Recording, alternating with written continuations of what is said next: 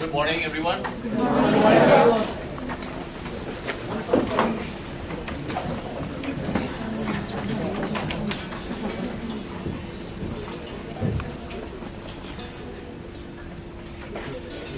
These are students of Law College and Department of Political Science, Nagpur University. And we are on education too. This activity is going on since last 12 years. We visit President's House, Parliament, Human Rights Commission, various other institutions, Nehru Library also. And as a part of that, we'd like to always interact with active politicians, and especially politicians belong to younger generation. As opposed to inactive politics. So that's all. Okay. Just confirm to me after you what we did with the for the 9th as well as the 15th. We have a young leader who's, I think since last 3 generations, every member of his family is involved in politics and doing a lot of positive work. I visited Gwalior, a number of other places, and people talk a lot, something good about the entire family. And I think that is what all these students must carry, that impression that politics is not, I'm teacher of political science, politics is not necessarily a bad game. There are not many good people who are involved in politics. Okay. I'm going to make sure that this is, we prefer Hindi, English, or? English is better. Peter, can you understand Hindi? Thoda thoda. He is from Kenya. Oh, wonderful. I visited your country many years ago. Beautiful country. Beautiful state, beautiful country. I want to make sure that this is more of a dialogue than a monologue, because though I'm a politician, I hate giving long speeches and not listening to others. In India, politicians need to listen more and talk less.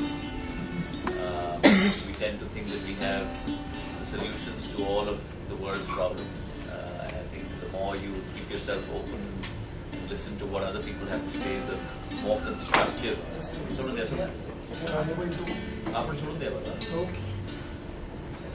The more constructive the solutions will be in the longer term.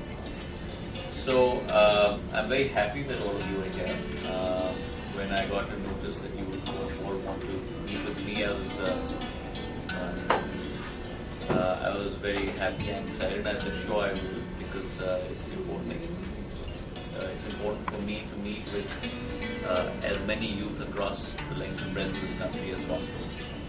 So, in the introduction, 2 things were said. One, the fact that every member of my family is in politics. I don't think that's necessarily a good thing. First of all. But having said that, my calling and my passion is not politics. I probably have as much of a dislike for politics the way it is today as probably any of you do. My calling and my passion is less to do with politics and more to do with public service.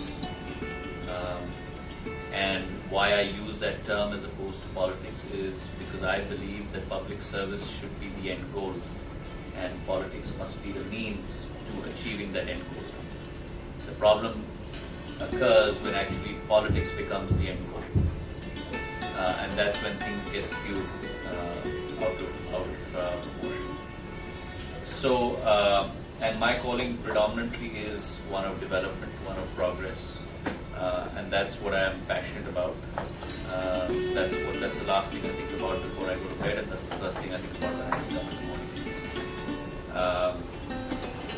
I've spent about 6 to 8 years in the US, and among the various universities I happened to attend, one of the courses I had the good fortune of being taught by the founder of Intel, Andy Grove. The small Pentium microchip that goes into every computer. And he said something to me that has stuck with me ever since. And it was a course on disruptive technologies and how you bring about paradigm shifts in the way you work and function. And he said, whatever vocation you may go into, when you get into active life outside the classroom, whether it's business, whether it's social work, whether it's whatever area you might get into. Just remember one thing, that in life, only the paranoid survive. So I'm paranoid. And that's what keeps me going in a nutshell. So with those few words, I'm going to leave it open to you more for a Q&A rather than